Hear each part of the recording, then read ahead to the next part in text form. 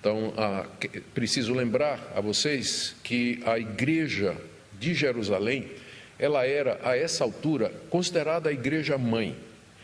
E não era sem razão, porque foi a primeira igreja que nasceu ali em Jerusalém, porque os apóstolos estavam lá em Jerusalém, e porque dela o evangelho tinha saído já para os samaritanos e para outras regiões ali circunvizinhas, ainda não para os gentios. Então, era a sede da igreja, a sede física, por assim dizer. Portanto, mesmo que a igreja de Cristo ela seja espiritual, ela é invisível e ela é o corpo místico de Cristo, ela tem uma expressão física, local, visível. Ela é a comunhão e a reunião daqueles que publicamente professam o nome de Jesus. Então, uma coisa não exclui a outra. Eu sei que tem irmãos, tem pessoas que não veem qual a necessidade de uma igreja, não é? Uma igreja como um organismo, uma instituição. Eles não veem a necessidade disso. É só ler a Bíblia e você vai ver que nós não inventamos isso. A igreja de Jerusalém estava lá, ela se reunia em Jerusalém e ela era liderada, está dizendo aqui, pelos apóstolos e pelos irmãos. Cornélio era um homem bom, temente a Deus, moral irrepreensível, praticava boas obras, era religioso, orava todo dia, mas ele não era salvo, porque o que salva é a mensagem do Evangelho.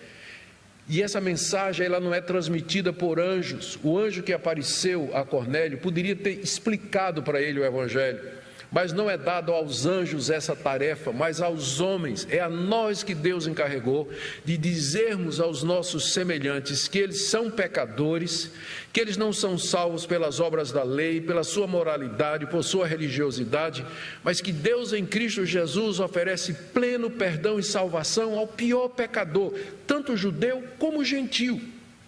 Essa é a grande mensagem do Evangelho, que os anjos anseiam prescrutar. Eles olham, eles percebem, eles ajudam, mas não foi dado a eles, porque a salvação foi para os homens e não para os anjos perdidos ou caídos. Então é nossa missão fazer isso, e foi isso exatamente que Pedro fez.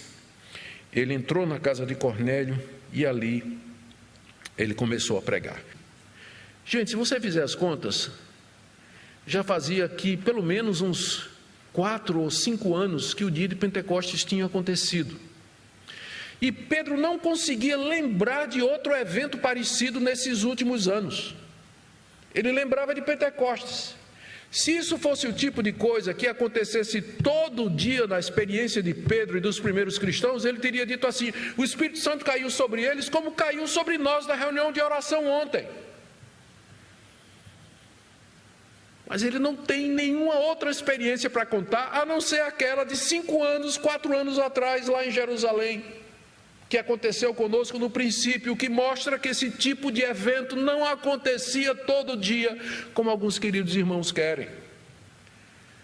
Eles dizem aqui: também aos gentios Deus concedeu o arrependimento para a vida.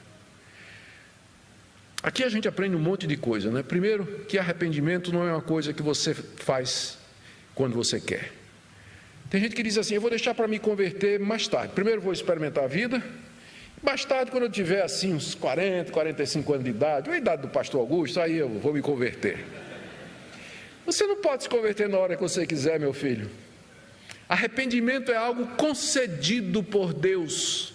Você não pode produzir arrependimento no seu próprio coração.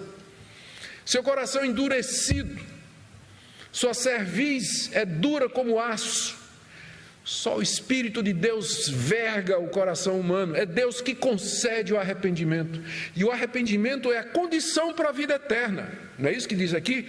Eles disseram: também aos gentios Deus concedeu o arrependimento para a vida eterna. Sem arrependimento você vai para a morte eterna, para a condenação eterna.